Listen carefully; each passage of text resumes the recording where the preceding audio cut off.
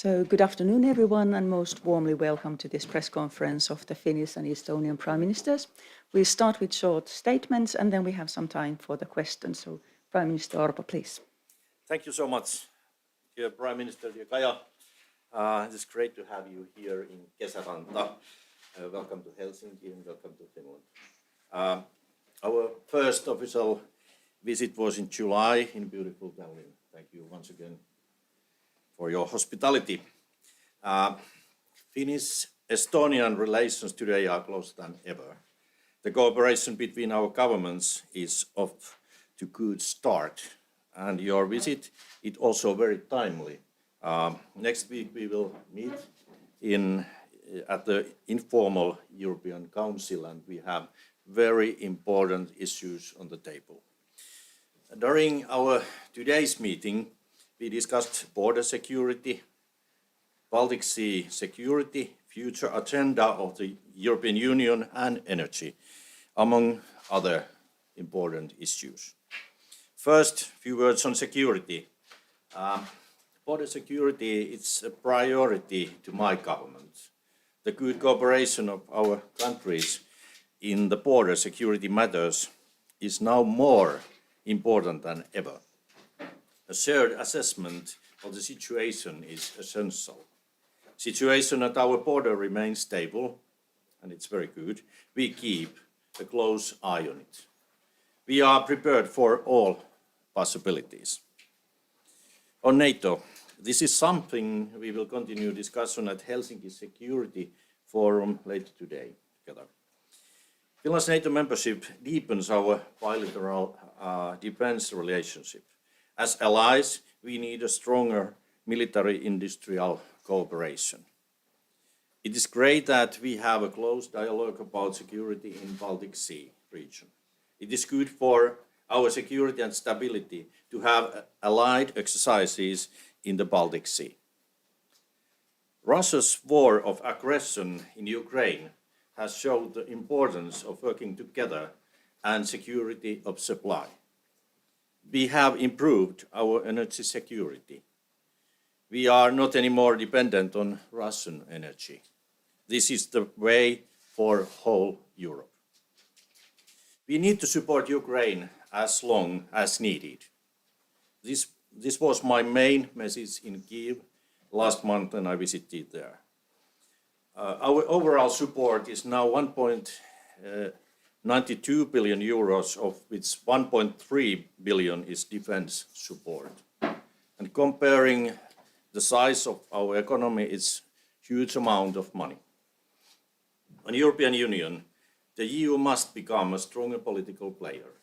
This means boosting the EU's competitiveness, being a global forerunner in clean energy, and building up security and defense.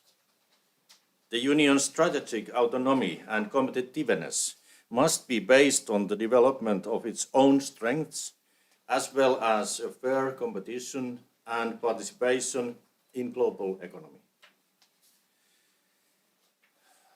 The EU single market is our key asset, and the stronger it is, the more appealing we will be as a trading partner. By these words, Prime Minister, let us continue our good cooperation. Thank you. Dear Petteri, dear journalists, it's great to be here in Finland again, and this is my first official visit after your new government took office, and I'm delighted to be here at the beautiful Kesäranta today. As you mentioned, we had very many topics. We discussed different issues that concern both of our countries. I would just like to point out the following. First, one worry that we both have is our big and aggressive neighbor. So Russia is carrying out the war of aggression. There is no speedy victory, and we should have a plan for long struggle. Our strategic message and response must be to a signal to Russia that we are not tired, that we will stand next to Ukraine until its victory, and we are ready to do it as long as it takes. We must keep raising the price of aggression and limit Russia's influence or income to finance its war machine. This is why our focus must be on three things. First, stronger sanctions. We have made additional proposals to the EU sanctions package, effective implementation, and also ending circumvention, because what we see is that there are more goods going to third countries via Russia that do not necessarily reach those third countries. Given Russia's continued war crimes and mass atrocities, we must aim for a complete trade embargo on Russia, and we need to significantly restrict transit through Russia to third countries. The 12th EU sanctions package must deliver on this and several other elements.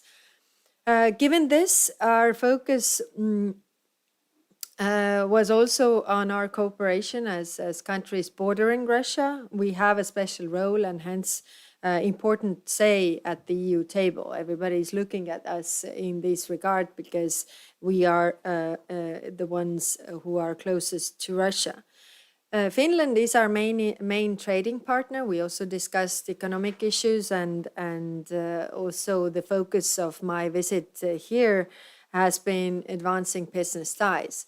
Our economies are very interlinked, so when your economy is doing well, so is doing our economy. And I'm very glad to see that you are making some very, very strong decisions, very difficult decisions. I must say, I commend the Finnish government for your decisions.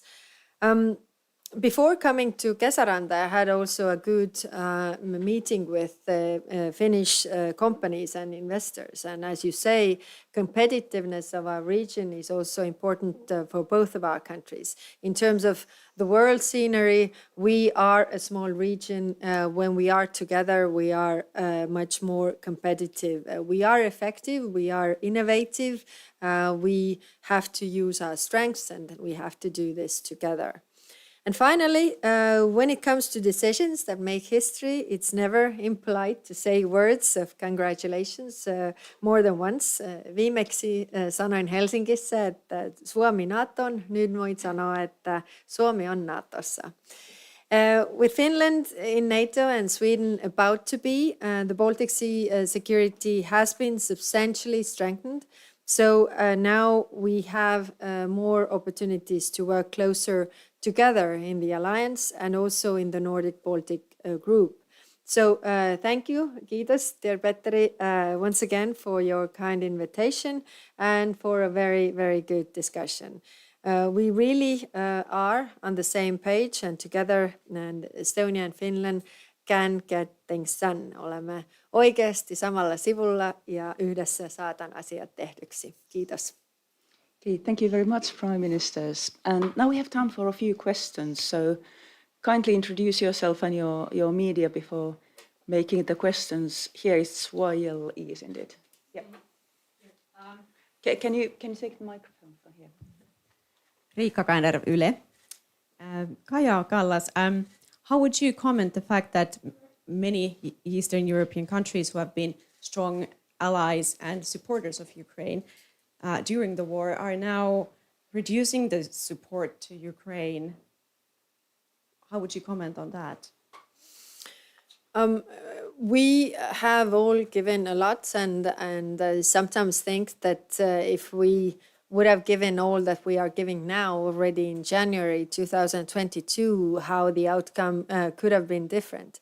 But what is true is that we have to boost our defense industry so that we can replenish our own stocks what comes to our own defense. So we have to do things simultaneously. One is to help Ukraine militarily, and those countries who haven't done as much as we have done so far can definitely do more.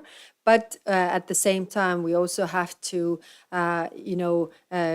increase our own defense and ammunition and Ukrainian stocks, what we have, in order to be ready to defend our countries. So I don't think the support for Ukraine has any way diminished.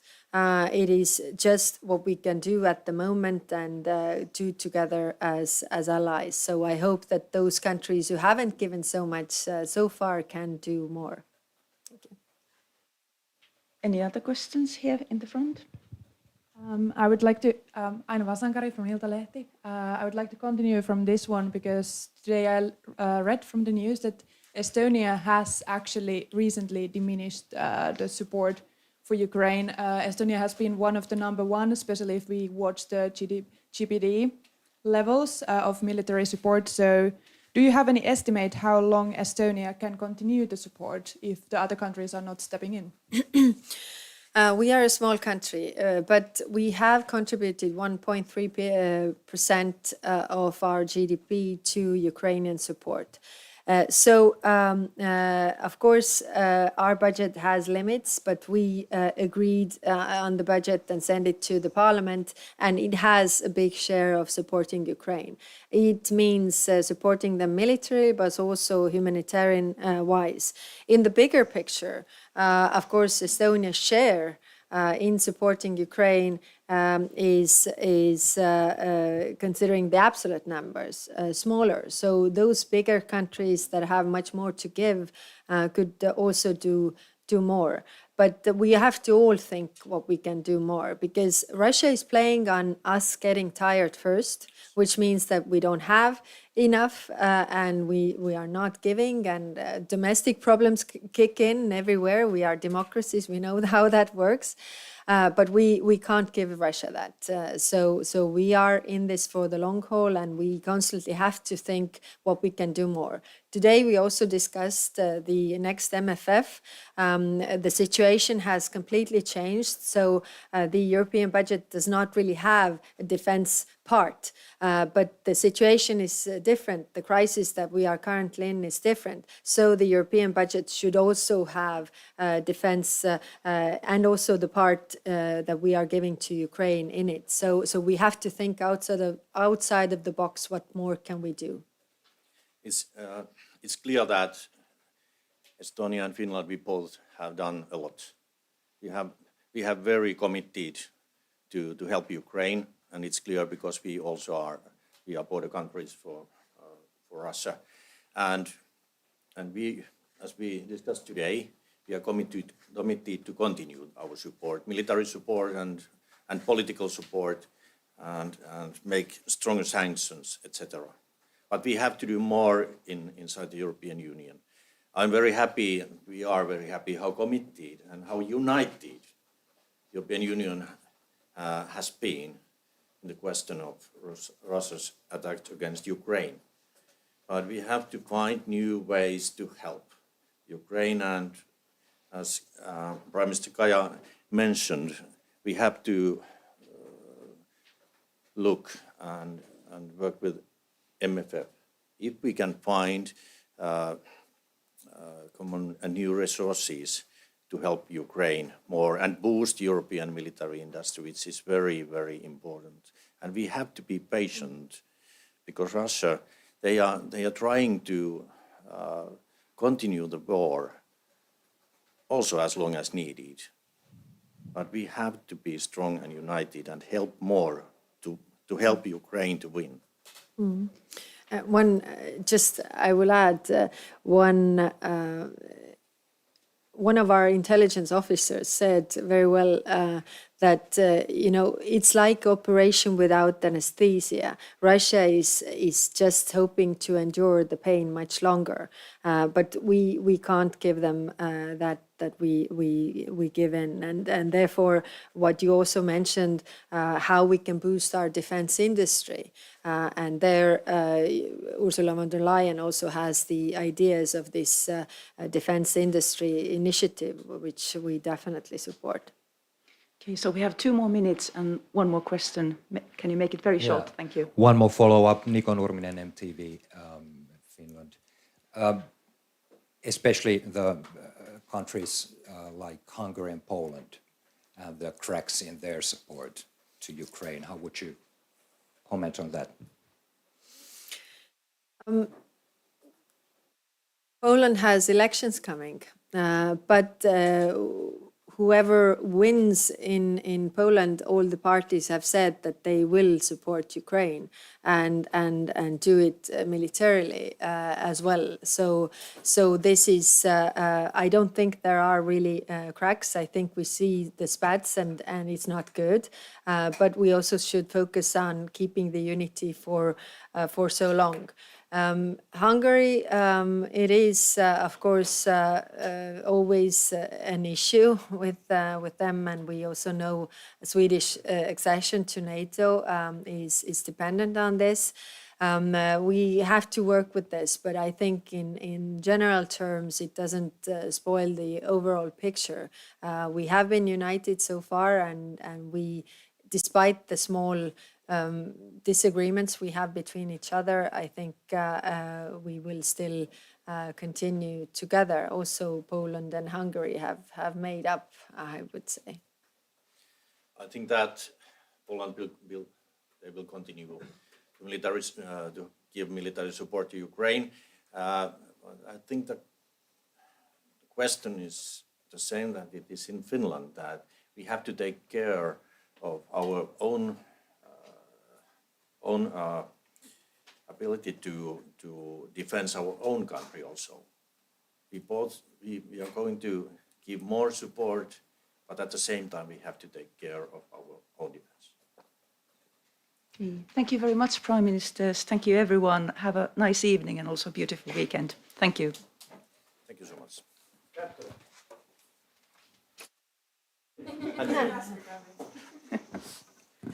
Okay, thank you very much.